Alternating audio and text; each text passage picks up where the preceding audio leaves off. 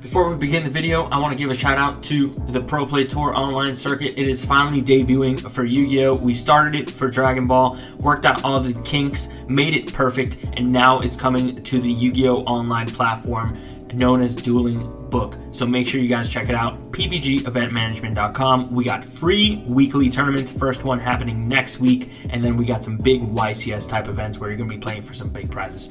Check out more event on ppgeventmanagement.com. We'll see you there.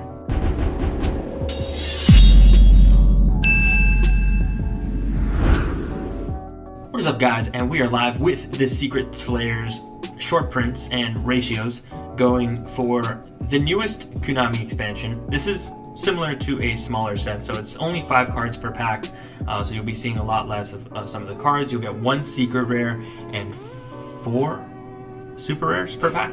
So keep those in mind as we go through these ratios. Now, we have these sorted in a little bit different way. Last time we had them in alphabetical order. Now we have them by rarity, which you can see here in this column. And then we have them by a per box ratio and per case ratio. So this is a little bit easier to look at it in a grand scale. If you're just like looking at booster boxes, I know that's more common for the consumer base to go for towards maybe like a case. You know, case is something that people don't really invest into unless it's a really crazy set. So I felt like this set particularly the numbers would be a little bit more applicable if we're going by per box rather than a per case basis.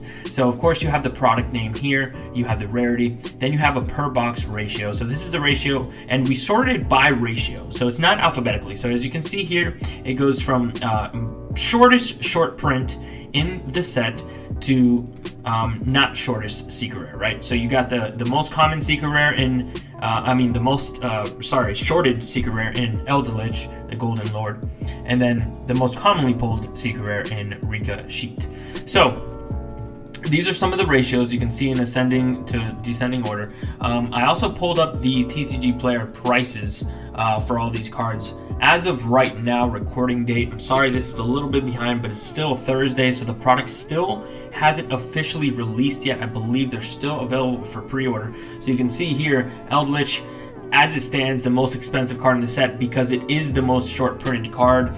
Researcher, about maybe like $20, a little bit less than $20 less, even though it's around the same. It is exactly the same amount. Eldritch is that's probably why. The reason is this is probably a little bit more splashable. The Eldritch has a little bit more applications than the Researcher, where the Researcher would go in that specific deck. So you can see this exact order of short prints is pretty much corresponding right now to the prices of many of these cards, actually. So pretty interesting to see that Rika Glamour is so far behind Leonite. Oh no, they're actually the same. It's 14 to 15, and this is lowest, by the way. This is market price, so I think this orders it by market price instead of lowest price. So the market prices might be a little bit higher than what they are now. Obviously, as the set releases, you always see the cards kind of like bottom out and then skyrocket from there, depending on, you know, how many other people get their hands on the product. So this is a pretty basic set. It's not as intricate as Dual Overload, to be completely honest, but this is pretty interesting. I'm going to scroll down here to the super rares, because there were some short printed super rares, and you can see how common some super rares can be and then how uncommon some super rares can be. So uncommon up here, the adamanticators, those are pretty uncommon. You know what really surprised me though? Some of the ones that are not uncommon is Solemn Judgment and Upstart Goblin here towards the bottom of the list here. So you're probably going to see those plummet in value a lot because of how common they are. I mean, they're not super mega common, but they are in the I guess more printed side of the super rares. But you can see some of these ratios are kind of like, and like I said, these are ascending to descending. So based on this column on the per box. Now on the per case, some of these might be, you know, a different scale on the list, but we went on a per box ratio rather than a per case, like I said, because it is more common that people are going to be getting boxes of the set. So that's pretty interesting, honestly, being able to see all this information in one place. Galaxy Cyclone being the most printed, along with Solemn Judgment and Rose Lover.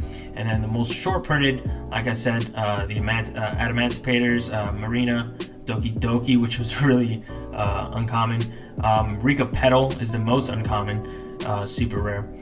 Some more Adamantispators. So if you're looking for Adamantispators, they're not like, they are pretty cheap, but a lot of them are short print. So even if you're getting boxes, you may not be able to get what you need. Like, these are 1 per box almost. Some of these are like half per box that you're getting a super rare out of. So that's really, really weird, to be honest. But you can see here, this is 1 in 3 boxes for the Eldritch. The Researcher, same thing, about 1 in 3, maybe even 1 in 4. It's closer to the 1, I mean, it's in the middle, right? So you have a few of these here, and like I said, this is the price point. A lot of the cards have really bottomed out. I mean, the only big cards you're really looking for are these big 3.